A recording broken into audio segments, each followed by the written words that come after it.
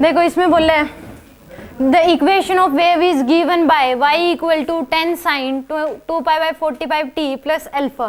If the displacement is 5 centimeter at t equal to 0, then the total phase at t equal to 7.5. यानी कि t equal to 0 पे कहाँ पे ये 5 centimetre पे है.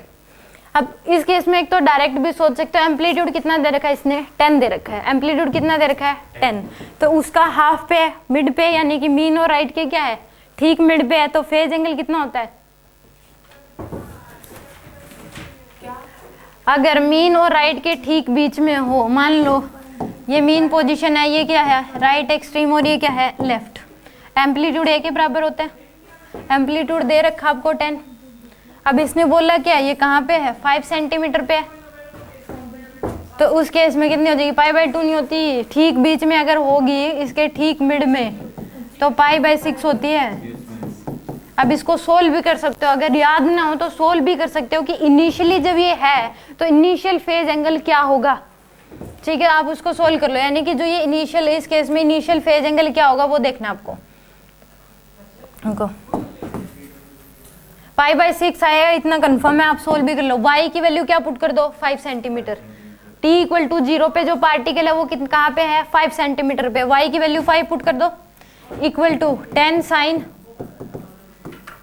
2 π/45 इंटू में क्या पुट करोगे 0.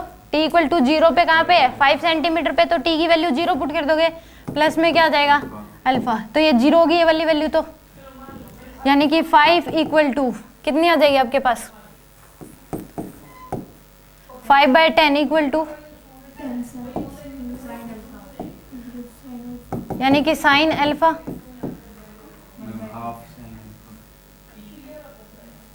तो साइन अल्फा की जो वैल्यू है वो किसके इक्वल आ जाएगी हाफ के इक्वल, तो अल्फा की वैल्यू कितनी आ जाएगी आपके पास 30 डिग्री, यानी कि π/6.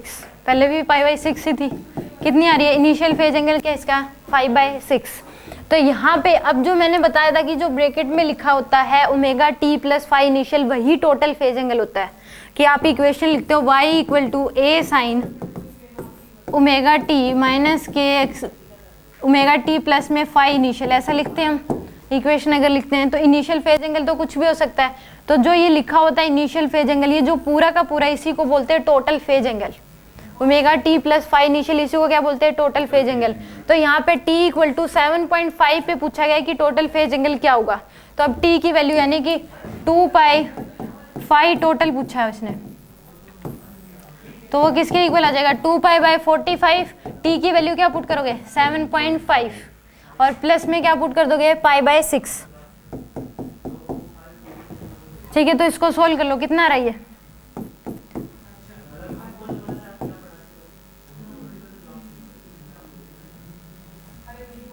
इसको सोल्व करने पे कितना आ रहा है ये π/3 आ रहा है,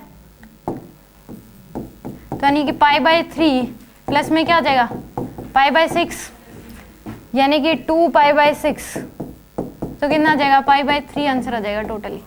कितना आ जाएगा π/3, डी ऑप्शन करेक्ट है. आपने पूरा ही सोल्व करके बताया क्या, रुको कर लेते हैं भाई.